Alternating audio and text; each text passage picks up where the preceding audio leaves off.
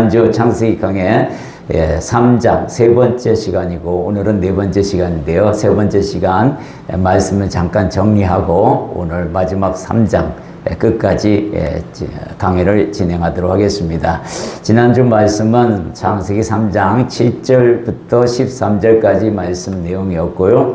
주제는 사탄의 유혹에 빠진 결과를 우리가 한번 살펴보았습니다. 육안이 밝아졌다는 거죠. 그래서 자기들이 벗은 것을 알게 되었다. 이때만 해도 벗은 것만 알았지 이게 하나님 앞에 죄가 된다는 사실을 깨닫지 못했다라는 거죠. 두 번째는 하나님을 피하게 되었다라는 거예요.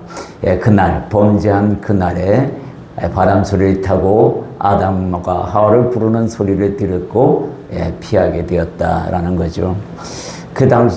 그 전에는 하나님이 부르시면 늘 그 자리에 담대히 나가서 대면하면서 이야기도 했지만 그렇지 못했다라는 거예요. 하나님의 소리가 부담이 되기 시작했다라는 내용이 함께 있었습니다.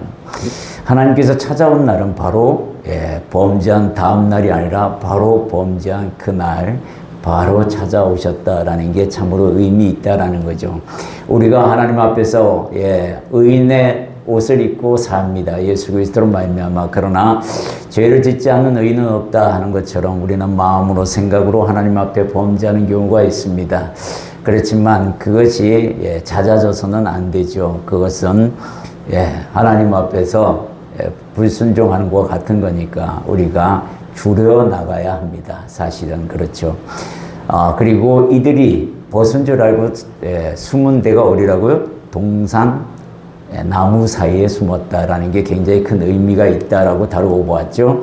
동산 나무 사이에 뭐가 있게요? 바위가 있었나요? 숲이 있었나요? 아무것도 표현이 되어 있지 않습니다. 이것은 뭐냐면 나중에 주님께서 이 땅에 오셔서 갈보리 산 위에 십자가 양쪽 나무로 된 십자가 사이에 서신 예수 그리스도의 십자가 뒤에 숨었다라는 것을 묵시하고 있다라는 내용을 우리가 함께 다루어 보았습니다. 또 범죄한 결과로 두려움이 찾아왔고 그 두려워하는 존재가 되어버리고 말았다라는 것도 우리가 다루어왔고 서로 핑계대는 인생으로 또 서로에게 책임을 전가하는 관계로 바뀌어버렸다라는 겁니다. 아담은 하나님께 핑계를 대고 하나님께 책임을 전가합니다. 그죠? 하나님께서 만들어주신 그 여자가 내게 주임으로 먹었나이다. 하나님께서 내게 만들어주지 않았으면 나는 끝까지 지켰나이다. 이 말이 그 안에 내포되어 있는 거잖아요. 그래서 뭐요? 여자보다도 하나님을 더 우선적으로 하나님께 핑계를 대고 책임을 전가하는 아담의 모습을 보았습니다. 하와에게 물어봤더니 하와는 또 뭐라 그랬죠? 뱀에게 핑계대고 뱀에게 책임을 전가하는 모습을 봅니다. 이렇게 이런 관계, 핑계를 대고 또 책임을 지려고 하지 않는 속성들, 이런 것들이 다 죄에서 나왔다라고 이야기합니다. 그래서 사도 바울은 로마서 교회에 이런 말을 합니다. 뭐라고 얘기하냐면 불순종의 종으로서 뭐라고 본질상 진노의 자식이라고 이야기를 하죠. 그 모습을 우리가 늘 가지고 담고 살아야 합니다. 사실은 예수 그리스도를 믿기 전에는 본질상 진노의 자식으로 있다가 예수 그리스도로 말미암아 우리가 뭐예요? 의인으로 옷을 입고 있는 칭의이지 완전히 의롭다 되지 않았다는 거예요. 그 칭의는 나의 행동이 끝까지 이기게 됐을 때에 이루어지는 거지 중간에 무너져 버리면 그 칭의는 사라지게 되는 그런 관계가 있다라는 겁니다. 누구에게 종속되느냐에 따라서 누구의 말을 듣느냐에 따라서 그의 종이 되는 것을 네가 알지 못하느냐라는 사도 바울 말처럼 네가 마귀에게 계속해서 예수 그리스도 옷을 입고도 그에게 그의 말에 귀를 기울이고 순종을 한다 그러면 너는 예수 그리스도로 옷 입은 것이 아니라 여전히 마귀의 종이다라는 이야기를 우리에게 하고 있습니다. 오늘은 이제 창세기 강의 3장 마지막 장을 이야기하겠습니다. 14절부터 25절까지 내용인데요. 우리가 하나하나 한번 살펴보도록 하겠습니다. 창세기 3장 14절에서 15절에는 이게 원복음이라고 붙여져 있어요. 원시복음 혹은 원복음 같은 말입니다. 최초의 복음이라고도 합니다. 여기에서 시작이 됐다라는 거죠. 이 말씀의 의미는 뭐라 그러냐면 하나님께서 인간이 타락한 걸 미리 아셨다라는 거예요. 왜냐하면 이 징계가 바로 선고되는 걸 보면은 인간이 타락되는 것을 미리 아시고 이 말씀을 이제 진행하는 겁니다. 복음의 시대를 예언하시는 거죠. 창세기 3장 14절, 15절 우리 한 목소리로 봉독하도록 하겠습니다. 함께 있습니다. 여호와 하나님이 뱀에게 이르시되 네가 이렇게 하였으니 네가 모든 가축과 들의 모든 짐승보다 더욱 저주를 받아 배로 다니고 살아있는 동안 흙을 먹을지니라. 내가 너로 여자와 원수가 되게 하고 내 후손도 여자의 후손과 원수가 되게 하려니 여자의 후손은 내 머리를 상하게 할 것이요 너는 그의 발꿈치를 상하게 할 것이니라 하시고. 아멘. 여기 보면은 두 가지 형태로 저주를 내립니다. 그죠? 첫 번째는 뭐냐면 뱀에게 이릅니다. 뱀. 이 뱀이라는 동물은 마귀가 뱀을 이용했기 때문에 먼저 이용당한 뱀에게 먼저 말하는 겁니다. 네가 모든 가축과 들의 모든 짐승보다도 더욱 저주를 받아 이랬어요. 그래서 죽을 때까지 기어다니게 만드셨다는 거예요. 이 말은 뭐냐면 아마도 이때 성경학자들은 이때 뱀은 네 발이 달리든 두 발이 다니든 하여튼 간에 뛰어다니든 걸어 다니든 간에 그런 동물이었을 것이다 라고 이야기합니다. 그래서 뱀에게, 이용을 당한 뱀에게 먼저 저주를 내리시는데 평생 동안 기어다니게 했다라는 겁니다. 두 번째는 영적으로 사탄에게 저주를 내립니다. 뭐라고 얘기죠? 살아있는 동안에 흙을 먹을지리라 라고 얘기합니다. 여기에서 살아있는 동안이라는 얘기는 뭐예요? 죽는 날이 온다는 이야기가 이 안에 들어 있습니다. 그죠? 살아있는 동안에만 네가 흙을 먹을 것이다 라고 얘기하는 것은 네가 죽는 날이 반드시 올 것이다 라는 이야기를 하고 있다는 거예요. 이게 이 안에 들어있는 묵시입니다. 자, 뱀이 흙을 먹습니까? 흙을 먹지 않습니다. 그죠?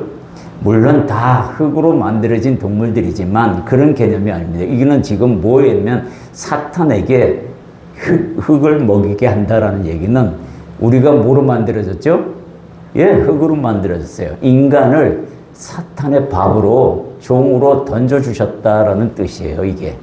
여기에서 이제 완전히 본질상 진노의 자녀다라고 얘기하는 독사의 자식들아 라고 얘기하신 이유가 뭐냐면 하나님께서 인간을 사탄의 종으로 던져줬다라는 이야기가 여기에 함축되어 있는 겁니다. 그래서 물론 인간은 흙이지만 특히 먼지로 만들어졌다고 성경은 이야기하는데 여하튼 그런 관계가 되어버렸어요.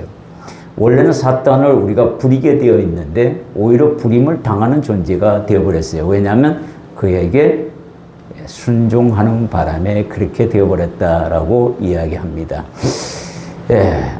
마태복음에서도 주님께서는 뭐라고 얘기하냐면 우리에게 그렇게 말씀하시죠. 독사의 자식들이라고 말씀을 하고 있습니다. 이렇게 모든 인류의 인간들을 마귀에게 종속시켜 버리셨다. 왜? 그에게 순종하는 바람에 라는 것이에요. 둘째는 여기 본문에 보면은 여자와 원수가 되게 하고 라고 되어 있습니다. 그죠?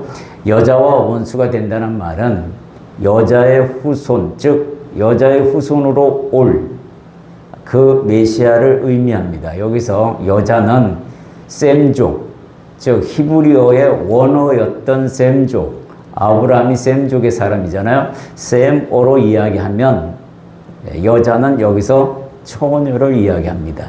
그래서 처녀로 태어난 후손, 그 말은 누구예요? 바로 예수 그리스도를 이야기하고 있다라는 겁니다. 여기서 이제 원복음이 나오는 거예요. 뭐냐면 여자의 후손은 네 머리를 상하게 할 것이요 너는 그의 발꿈치를 상하게 한다. 사람이 발꿈치를 상했다고 죽어요, 안 죽어요? 안 죽어요, 그죠? 사람이 발꿈치를 좀 상했다고 해서 목숨까지 위태롭거나 그러지는 않습니다. 머리를 상하면 어떻게 돼요? 죽습니다. 여기서 그 이야기는 뭐냐면 머리를 상하게 한다는 것은 사망 권세를 이기고 부활하신다는 의미입니다. 그 의미를 우리에게 말씀해주고 있는 겁니다. 그리고 발꿈치를 상하게 한다는 것은 십자가의 사건이 육신을 죽이는 사건을 이야기합니다. 네가 여자의 후손, 즉 예수 그리스도를 육체로 죽일 수는 있어도 발꿈치를 상하게 한다. 그게 발꿈치를 상하는 정도밖에 안 된다는 의미로 두고 있는 거예요. 그러나 그가 사망 권세를 이기고 부활함으로 말미암아, 즉 사망의 원흉이 누구예요? 사탄이잖아요. 그러니까 사탄을 깨부시고 다시 살아난다라는 개념으로 이렇게 표현하고 있다라는 것을 기억하시면 되겠습니다. 여자와 남자가 받은 형벌에 대해서 이제 진행이 되는데요. 먼저 여자에게 내린 형벌을 한번 찾아보도록 하겠습니다. 창세기 3장 16절 함께 있습니다. 또 여자에게 이르시되 내가 네게 임신하는 고통을 크게 더하리니 네가 수고하고 자식을 낳을 것이며 너는 남편을 원하고 남편은 너를 다스릴 것이니라 하시고. 자, 여기에는 참으로 굉장히 의미 있는 말씀이 있어요. 첫째는 뭐냐면 임신이 하는 고통을 더하신다는 얘기는 임신을 하게 되면 엄마가 어떻게 되죠? 임신한 여자는 어떻게 돼요? 자기 마음대로 할 수가 없습니다. 그때부터가 이제 고통의 시작이 엄마 입장에서 봐서 그렇습니다. 아이도 물론 고통이겠지만 작은 뱃속에 이제 살아서 움직여야 되니까 고통이겠지만 엄마를 중심으로 하면 엄마에게 10달 동안은 고통의 시간이기도 합니다. 물론 아이를 뵀다는 그 생각으로 감사가 넘쳐서 고맙고 기쁘긴 하지만 육체는 힘들고 감기가 걸려도 약을 함부로 먹을 수 없고 아파도 치료할 수도 없고 아이에게 전염해야 되는 거. 그 또 상고의 수고, 해산의 수고까지 하면은 옛날에는 아이를 낳다가 엄마가 죽기도 했어요. 그렇게 위험하기도 했던 겁니다. 그런 것을 더하시겠다, 고통을 더하겠다라는 그런 징계를 받았다라는 겁니다. 두 번째는 여기가 참 재미있어요. 너는 남편을 원하고 남편은 너를 다스릴 것이다. 여기서 남편을 원한다라는 것은 무슨 말이냐면 원어적인 의미를 얘기하면 남편을 지배하려고 한다라는 뜻이에요. 남편을 자기 품에 놓고 지배하고 마음대로 움직이게 하려고 하는 속성은 그게 생겨버렸다는 거죠. 그런데 남편은 오히려 거기에 반대로 해서 다스린대요. 종속관계가 돼버린 거예요. 그죠? 그러니까 이게 부딪히는 거예요. 맨날. 그래서 부부는 싸우게 되어 있어요. 남자와 여자와, 즉 아내와 남편은 평화롭게 대등한 관계에서 종속관계를 어떻게 돼요? 깨려고 하는 여자와 유지하려고 하는 남자가 싸우고 다투게 된다라는 관계로 바뀌어버렸다는 겁니다. 불화가 일어날 수밖에 없는데 이 불화를 잠재 수 있는 힘이 하나 있어요. 그게 뭐냐면 바로 사랑입니다. 사랑. 사랑을 하게 되면 이 관계가 평등 관계로 바뀌게 되죠. 그렇게 하나님이 만드셨다는 겁니다. 얼마나 감사한 일이에요. 그래도 사랑으로 해결할 수 있으니. 그러니까 사랑이 잃어버리지 않으면 둘 관계는 정말 좋습니다. 눈에 넣어도 아프지 않는 그런 관계가 되어버리잖아요. 그러나 그 사랑이 지금 뭐로 바뀌죠? 적과의 동침이 되는 거잖아요. 그죠? 원수로 바뀌어버려요. 이렇게 되니까 문제가 되는 거죠. 근데 여자의 이 수고는, 해산의 고통이라든가 임신의 수고는 요한복음 16장 21절에 보면 여자가 해산하게 되면 그 때가 이르렀으므로 근심하나 아기를 낳으면 세상에 사람 난 기쁨으로 말미암아 그 고통을 다시 기억하지 아니하느니라. 이런 수고를 잊어버릴 수 있는 길이 여자에게 축복으로 남아 있습니다. 근데 남편과의 관계는 그렇지 않아요. 그래서 남편과의 관계는 끝까지 사랑을 지켜가 나가는 게 답입니다. 그래야 관계가 좋아지고 끝까지 갈 수 있다라는 이야기를 하고 있는 겁니다. 남자에게 내린 형벌이 있어요. 남자에게 내린 형벌은 어떤 건지 한번 또 보겠습니다. 창세기 3장 17절에서 19절 함께 했습니다. 아담에게 이르시되 네가 내 아내의 말을 듣고 내가 네게 먹지 말라 한 나무의 열매를 먹었은즉 땅은 너로 말미암아 저주를 받고 너는 내 평생에 수고하여야 그 소산을 먹으리라. 땅이 내게 가시덤불과 엉겅퀴를 낼 것이라. 네가 먹을 것은 밭의 채소인즉 네가 흙으로 돌아갈 때까지 얼굴에 땀을 흘려야 먹을 것을 먹으리니 네가 그것에서 취함을 얻었음이라. 너는 흙이니 흙으로 돌아갈 것이니라. 아멘. 자, 여기 보면 아담이 범죄함으로 말미암아 제일 먼저 저주받은 게 뭐였어요? 땅이에요. 땅. 근데 이 땅이 아담 때문에 저주를 받았더니 이 땅이 열받았어요. 그래서 아담이 하는 일마다 방해를 해요. 이 세상을 다스릴 고난이 아담에게 있었는데 이 아담에게 있었던 고난, 공중권세의 고난이 마귀에게로 종속되는 바람에 땅이 그 저주를 받아서 엉겅퀴와 가시를 내는데 왜 그러냐? 땅은 원래 누가 만들었어요? 원래 주인은 아담이 아니라 하나님이에요. 그죠? 그러니까 그 하나님을 위해서 하나님 때문에 이도 땅도 같이 아담에게 저주를 퍼붓는 겁니다. 땀을 흘린 만큼 수고한 만큼 소산을 내지 않아요. 그것은 바로 땅이 화가 나가지고 아마 아담에게 안갚음하는 형식으로 주어져 있습니다. 이렇게 아담은 아내보다도 더 큰 고통을 받습니다. 이 고통이 어떻게 돼요? 아내는 그래도 10달 동안 임신하고 아이를 낳으면 아이를 낳았다는 그 기쁨 때문에 그 수고한 것이, 고생한 것이 기쁨으로 바뀌기는 하지만 남자는 그러지 않아요. 죽을 때까지 땀을 흘려야 한대요. 얼마나 고통스러운 거예요. 그죠? 그러니까 남자에게 책임을 가장 많이 짊어지게 하셨다라는 거죠. 왜냐하면 남자가 제일 먼저 만들어지고 선두주자고 가정에 있어서 가장이고 제사장이기 때문에 아마 하나님께서 그래서 책임을 가장 많이 부여한 게 아닌가 이런 생각을 해보게 됩니다. 평생에 수고해서 땀을 흘린 만큼 그 수고한 소산이 나면 좋은데 또 땅이 또 아담을 저주해서 그렇게 못하니 자꾸 소산을 주려니 얼마나 힘들겠어요. 그죠?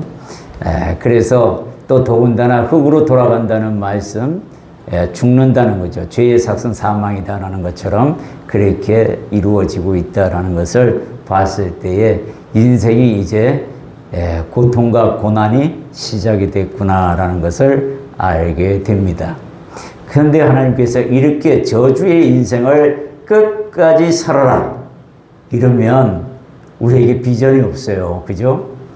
그런데 한 가지 해결책을 만들어 놓으셨습니다. 그 저주가 풀리게 하신 그 방법을 시편 기자는 이렇게 말합니다. 시편 128편 1절에서 2절에 보면 이렇게 표현하고 있어요. 여호와를 경외하며 그의 길을 걷는 자마다 복이 있도다. 네가 내 손이 수고한 대로 먹을 것이라. 네가 복되고 형통하리로다. 즉 땅이 저주를 받아서 우리에게 가시와 엉겅퀴를 내던 그 저주가 수고한 대로 소산을 먹을 수 있게 저주가 풀린다는 이야기입니다. 그러니 그 저주가 풀린다는 이야기는 뭐예요? 하나님을 온전히 경외하는 거예요. 이 방법밖에 없습니다. 그리고 그가 가르쳐주는 길을 따라 걷는 거예요. 걷는 인생길이 되어야 한다는 거예요. 이게 유일한 방법이라는 겁니다. 저와 여러분이 만약에 고생 허벌나게 하고 있다, 예를 들어서 지금, 그러면 이 경외하는 거 좀 생각해 봐야 합니다. 내가 정말 제대로 경외하고 있는지, 아니면 하나님 말씀에 정말 순종하고 잘 살고 있는지, 이런 것들을 한번 점검해 봐야 합니다. 말씀에 근거하면 그렇다는 얘기예요. 지금 이런 말씀을 듣게 하시는 이유는 우리에게 길을 가르쳐 주시고 있는 거죠. 그죠? 복되고 형통한 길이 여기에 있다라고 우리에게 분명하게 제시해 주고 있다라는 겁니다. 저주가 풀리는 길이 있다, 이 얘기를 다시 한번 해주고 있는 거죠. 창세기 3장 21절에서 가죽옷을 입히는 의미를 한번 살펴보도록 하겠습니다. 창세기 3장 21절 함께 있습니다. 여호와 하나님이 아담과 그의 아내를 위하여 가죽옷을 지어 입히시니라. 가죽옷을 입기 전에 무엇을 입었죠? 무화과 잎으로 만든 것으로 잎으로 가렸어요. 치부를 가렸습니다. 그죠? 자, 이거는 반나절도 못 가서 또 갈아입어야 합니다. 이게 무화과 잎과 가죽옷의 차이점을 우리가 여기서 알아야 합니다. 무화과 잎은 영적으로 이야기하지만 하나님 편에서 이야기하면 인간의 도덕적, 윤리적, 인간의 가치관, 인본주의적 사고를 가지고는 하나님 앞에 치부를 온전히 가릴 수가 없다라는 이야기입니다. 그 이야기를 무화과 잎으로 비유하고 있는 거죠. 가죽옷으로 주님께서 갈아입히셨다라는 이야기는 여기에는 또 복음이 하나 들어가 있죠. 가죽옷. 가죽옷을 만들기 위해서는 동물이 하나 죽어야 합니다. 그죠? 동물이 하나 반드시 죽어야 가죽이 생기잖아요. 하나님께서 물론 안 죽이고 그냥 요술을 마술을 해서 그렇게 만들지 않으셨잖아요. 그죠? 그렇게 해서 가죽옷을 입힙니다. 이 말은 뭐냐면 동물 하나가 죽었다는 얘기인데 그 동물이 뭐냐, 어느 동물이냐는 거죠. 그 동물은 바로 어린 양이었을 것이다 라고 이야기합니다. 그렇게 다들 성경의 전체적인 흐름을 봐서는 어린 양 한 마리를 잡아서 아담과 하와를 위하여 가죽옷을 만들어 입히셨다. 거의 영구적으로 가릴 수 있는 옷이 되었습니다. 그래서 이 요한복음에서는 이때 잡힌 어린 양을 이렇게 표현합니다. 요한복음 1장 29절을 보면 이튿날 요한이 예수께서 자기에게 나오심을 보고 이르되 보라 세상 죄를 지고 가는 하나님의 어린 양이로다. 예수 그리스도로 가려지지 않으면 하나님 앞에 우리는 치부를 가릴 수가 없습니다. 우리 죄를 가릴 수가 없다는 이야기입니다. 그래서 여기에서 이 가죽옷이라는 것은 바로 장차 우리에게 보내주신 하나님의 어린 양, 세상 죄를 지고 가실, 내 죄를 지고 가실 하나님의 어린 양, 그 양이 바로 예수님의 그 십자가의 죽으심으로 말미암아 내가 대속을 받았고 그리고 하나님 앞에 의롭다함을 받은 그 십자가로 만든 그 옷, 그것을 입히셨다. 이 이야기를 이렇게 표현하고 있습니다. 창세기 3장 22절에서 23절에 보면 하나님께서 에덴에서 사람을 쫓아내신 이유가 있습니다. 여기에 그렇게 기록되어 있는데 우리 한 목소리로 봉독하겠습니다. 여호와 하나님이 이르시되 보라 이 사람이 선악을 아는 일에 우리 중 하나같이 되었으니 그가 그의 손을 들어 생명나무 열매 따먹고 영생할까 하노라 하시고 여호와 하나님이 에덴 동산에서 그를 내보내어 그의 근원이 된 땅을 갈게 하시니라. 아멘. 자, 여기 보면 선악을 아는 일에 우리 중 하나같이 되었으니 이 말이 무슨 의미일까요? 선악을 아는 일에 저와 여러분이 선악을 알게 되면 얼마나 기뻐요. 그죠? 오히려 낫잖아요. 선과 악을 구별하여 악을 버리고 선을 취할 수 있는 그런 지혜가 들어갔다는데 왜 하나님은 이걸 거부하실까? 이런 생각 안 들었어요. 이 말씀만 들으면 이런 생각이 들 것 같은데 저는 이런 생각이 들었어요. 왜 하나님께서 이걸 아는 것을 싫어하셨을까? 엄청 고민했습니다.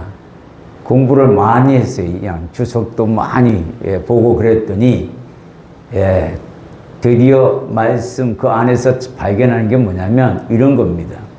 선악을 안다는 개념이 선과 악을 안다는 개념이 아니라 선악의 기준을 사람이 만들어 버린다는 거예요. 하나님이 만들 고난인데 하나님이 고난에 뒀는데 그 고난이 사람이 자기 스스로 이걸 악하다, 이건 선하다 이렇게 결정하는 기준을 만드는 것을 말한다는 거예요. 피조물이 그렇게 할 자격이 없잖아요. 근데 지금 그렇게 하고 있잖아요. 하나님은 예를 듭니다. 하나님은 동성애 가증한 것이다. 그런데 사람들은 뭐예요? 소수인격자라고 그래서 그거를 보호한다고 그래가지고 합법화 시키려고 합니다. 이게 문제잖아요. 간통죄가 죄가 아니다. 아니, 간통죄 죄라고 성경에 써 있는데 이렇게 기준을, 선과 악의 기준을 인간들이 바꾼다는 거예요. 이걸 하나님께서 싫어하신다는 개념을 말하는 겁니다. 그런 개념이고, 여기서 보면 우리 중 하나같이 되었으니, 이 말은 또 무슨 말이에요? 전 이 말이 또한 너무나 이해가 안 되는 겁니다. 우리 중 하나같이 되었다. 아니, 우리라는 것은 이해가 돼요. 삼위일체 하나님이시니까, 성부와 성자와 성령의 하나님이 한 분의 하나님이라는 건 알겠는데, 그 중에 한 분이 한 분처럼 됐다는 거예요. 이게 무슨 말인가 되게 고민했는데, 여기엔 두 가지 뜻이 있다고 합니다. 하나는 뭐냐면, 삼위일체 하나님 중에 한 분의 하나님을 의미하는 게 아니라 삼위일체 전체를 하나로 이야기했다라는 겁니다. 우리 중이라는 뜻은 그런 의미로 해석하는 신학자들도 꽤 있습니다. 그런데 대부분 신학자들은 초대 교부도 마찬가지입니다. 어떻게 해석하냐면 삼위일체 중, 우리 중이라는 것은 삼위일체 하나님 중 하나같이 되었으니, 즉 성자 하나님을 이야기한다는 거예요. 즉 성자 하나님이 이 땅에 오셔서 선악을 구별하시고 기준을 세우셔서 그렇게 됐다라는 얘기는 뭐예요? 죄를 짊어지게 되었으니 이 얘기가 이 안에 다 모두 함축되어 있다고 이야기합니다. 초대교부는 이 부분에 우리 중 하나같이라는 개념은 성자 하나님께서 이 땅에 오셔서 선악에 있어서 악의 모든 것들을 짊어지고 그렇게 가야 하게 된 이야기를 이렇게 표현하셨다라고 믿고, 그렇게 초대교부는 그렇게 설교를 했다고 합니다. 이렇게 본질적인 개념을 우리에게 말씀하고 있는데, 예수 그리스도를 가리킨다라는 것은 우리가 충분히 여기서 이해가 될 수 있다고 생각합니다. 자, 손을 들어 생명나무 열매도 따먹을까 영생할까 하노라 하는 이 부분에 있어서는 지난번에도 말씀드렸지만, 타락한 루시퍼가, 천사 중에서 타락한 루시퍼가 하나가 있는데 그것도 하나님께서 굉장히 싫어하시는데, 인간 육신의 옷을 입고 타락한 존재로서 어떻게 죄도 해결하지 않고 생명나무의 열매를 따먹어서 영생하는 것은 이건 죽이지도 못하고 살리지도 못하고 안 되겠다 하셔서 그 길을 막습니다. 그리고 그의 근원인, 즉 흙으로 만들었으니까 그게 근원이라고 얘기하는데, 땅을 갈게 하시니라 라는 이 말씀이 있습니다. 땅을 갈게 하셨다라는 말씀도 우리가 함께 이해하고 있어야 하는데요. 창세기 2장에 보면은 땅을 갈 사람이 없었으므로, 천지를 창조를 다 하고 난 뒤에 땅을 갈 사람이 없었으므로 땅에서 안개만 무성하더라 라는 말을 합니다. 그죠? 창세기 2장 5절에 나와 있는 말씀인데, 이 말씀과 여기에 나와 있는 그의 근원이 된 땅을 갈게 하시니라는 말과 연결되어야 합니다. 그래서 이제 아담과 하와가 모여 땅을 갈 사람으로서 최초의 인간이 되어버렸다라는 의미를 부여하는 거예요. 사람들이, 이단들이 여기서 헷갈려갖고 뭐라고 얘기하냐면, 땅을 갈 사람이 없었다라는 말을 무시하여 하나님께서 따로 아담과 하와 말고 또 다른 인간을 만들어서 가인이 자기가 하나님께로부터 쫓겨나면 누군가가 나를 죽일까 두렵다고 했을 때에 하나님께서 그렇게 만들어서 그 가인이 그렇게 고백하는 것이다 라고 얘기하는데요. 그게 그렇게 되지 않습니다. 아담과 하와가 땅을 최초로 갈 사람이 되었어요. 그 가게 된 이유가 뭐냐요? 죄로 말미암아 에덴에서 쫓겨났기 때문에 그런 겁니다. 그리고 그의 자녀들이 가인과 아벨만 있었던 것이 아니라 성경은 무저 두 사람을 대표하는 것이 그 이후로도 수많은 자녀를 낳았고 그 자녀들 중에 하나가 가인을 좋아하는 동생도 있었고 아벨을 좋아하는 동생도 있었을 텐데 아벨이 좋아하는 동생이 혹여 나를 죽일까 이 말씀의 의미가 그런 의미라는 거예요. 가인이 이제 4장에서 나오지만 죽음을 두려워했던 이유가 거기에 있었다라고 해석들을 하게 됩니다. 이렇게 사람들이 억지로 성경 풀다 보면은 이렇게 이단의 길로 걸어가게 될 수 있다는 것을 기억하셔야 합니다. 자, 천국을 상징적인 에덴으로부터 가는 물이 막혀버렸어요. 가는 길이 막혀버렸습니다. 닫혔어요. 자, 생명나무의 길로 가는 길도 막혔습니다. 그 내용을 한번 보도록 하겠습니다. 창세기 3장 24절 함께 읽습니다. 이같이 하나님이 그 사람을 쫓아내시고 에덴 동산 동쪽에 그릇들과 두루 도는 불칼을 두어 생명나무의 길을 지키게 하시니라. 아멘. 인간의 불순종을 위해서요, 악이 존재하게 되고 타락하게 되어버렸어요. 그래서 어떻게 해요? 에덴에 있을 수가 없게 됩니다. 그래서 에덴 동산에서 쫓겨납니다. 동쪽에 있다라는 얘기는 멀리 떨어졌다라는 이야기로 함께 합니다. 그리고 그 동쪽에 그룹들과 두루 도는 화영검이라고 하죠. 불칼을 두었어요. 완전히 이제 폐쇄되어 버렸습니다. 이 생명나무의 열매를 취할 수 있는 길이 언제 열렸느냐? 그게 마태복음 나옵니다. 마태복음 11장 12절에 이렇게 나와 있습니다. 세례 요한 때부터 지금까지 천국은 침노를 당하나니 침노하는 자는 빼앗느니라. 이 침노하는 자, 즉 길이 열렸다라는 이야기를 하고 있는 거예요. 세례 요한 때부터. 이 길이 열릴 것을 많은 선지자를 통해서, 구약의 많은 선지자를 통해서 예언합니다. 물론 이사야, 예레미야, 에스겔, 다니엘 뭐 할 것 없이 소선지자를 쓴 선지자들도 다 이 생명나무로 가는 길을 열 것이다라고 분명히 제시하죠. 그때 이제 마태복음에서 나오는 이 세례 요한 때부터 천국은 침노를 당한다라는 얘기는 바로 그 길이 열렸다라는 이야기를 하고 있는 겁니다. 그 길에서 이제 진리를 알고 예수를 온전히 믿으면 천국은 자기 것이 된다라는 거예요. 침노한 자는 빼앗느니라 라는 말씀을 하잖아요. 그죠? 빼앗는다는 얘기는 뭐요? 자기 것으로 만든다는 얘기를 하고 있습니다. 세례 요한 때부터 예수 그리스도를 선포합니다. 그리고 그 예수 그리스도를 온전히 자기 것으로 믿으면 천국은 온전히 네 것이 된다라는 이 말이 여기에 있습니다. 생명나무로 가는 길이 이제는 활짝 열렸을 뿐만 아니라 그 열매를 언제든지 취할 수가 있습니다. 마음만 먹으면 말입니다. 그런 시대에 살고 있는 우리들 보고는 선지자들이 뭐라 그래요? 은혜 받은 사람들이라고 이야기합니다.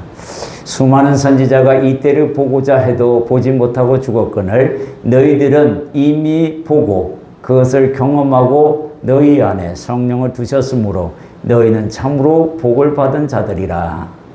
이렇게 말씀하고 있어요. 이 복을 정말 내 것으로 생각하느냐? 이게 관건입니다. 정말 생각하고 감사로 끼어 있어야 합니다. 엄청난 복입니다.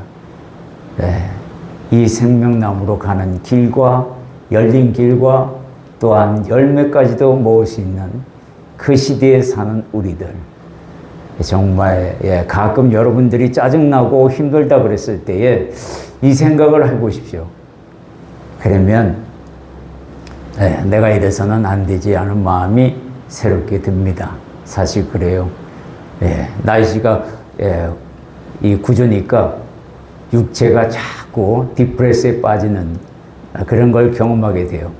그때 갑자기 주님께서 기쁨과 감사와 기쁨을 잃어버렸어야 되겠느냐, 그런 마음을 제게 주셔서 감사와 기쁨에 대해서 묵상을 하니까요, 이내 그 디프레스 빠지려고 했던 마음이 쉽게 정리되더라는 거예요.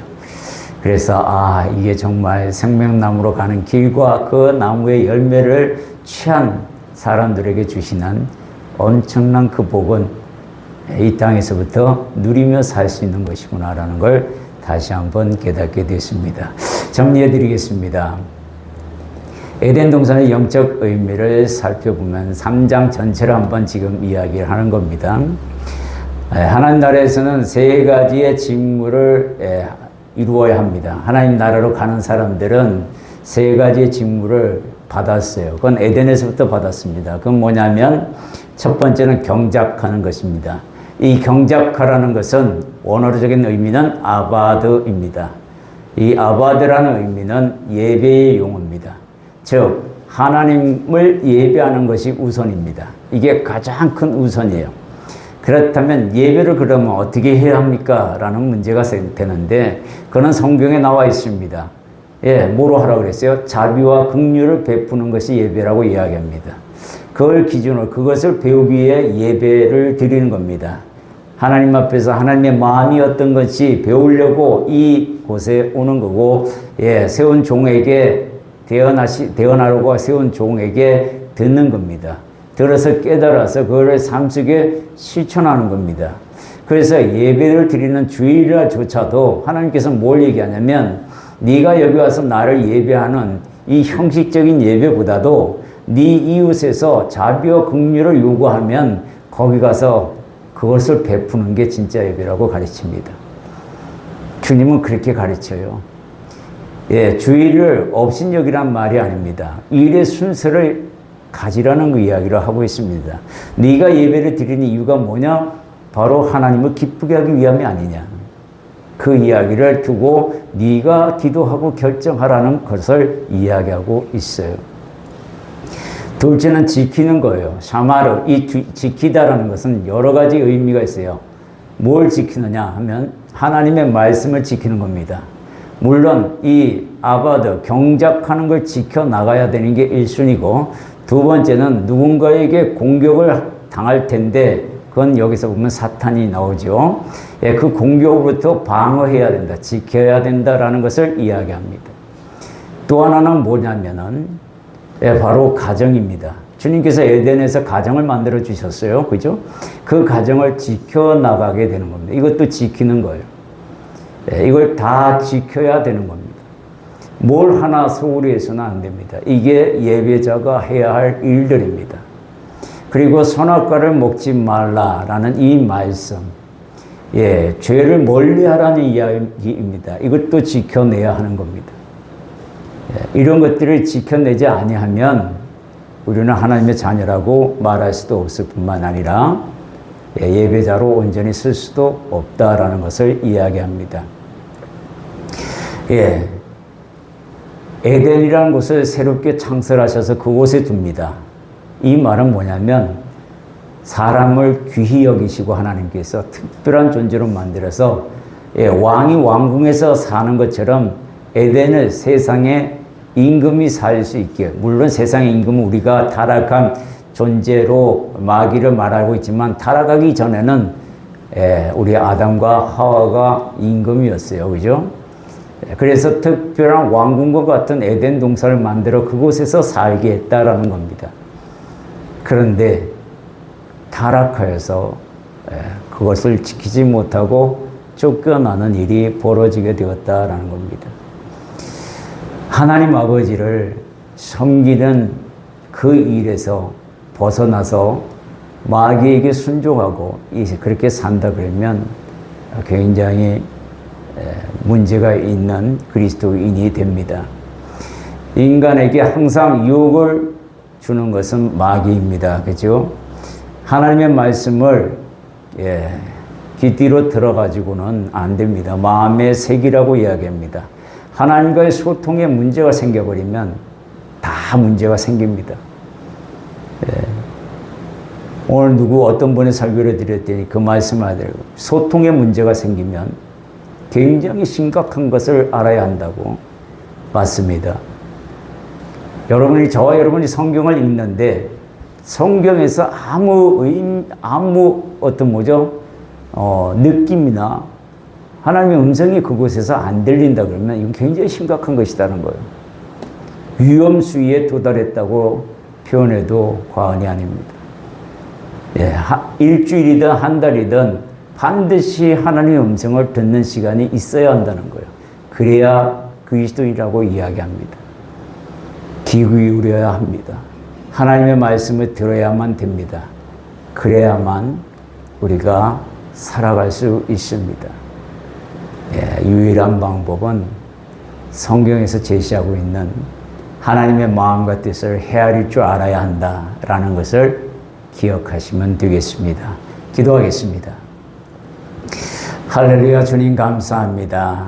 오늘 주님 창세기 3장 아담과 하와가 죄를 범하고 하나님을 멀리하며 마귀에게 종속되어서 사망의 왕노라는 인생으로 바뀌는 그 모든 과정을 살펴보았습니다. 이거는 우리의 실수가 아니라 우리 안에 있었던 원래 가지고 있는 꾀로 말미암아 생겼다고 성경 말합니다. 이제 하나님 앞에 받은 이 자유의지가 예수 그리스도로 말미암아 죄를 짓지 않는 자유의지로 바뀌기를 소망합니다. 오로지 하나님 말씀을 마음에 두고 새겨나가며 부지런히 걸어가는 인생이 되게 하여 주옵소서. 내가 무엇을 잘못하고 무엇을 바르게 하고 있는지를 구별하여 하나님 마음을 헤아려 고칠 것은 고쳐나가고 정진할 것은 정진해 나갈 수 있도록 도와주옵소서. 그렇게 구별하는 눈이 있기를 소망합니다. 예수님 이름으로 기도드립니다. 아멘.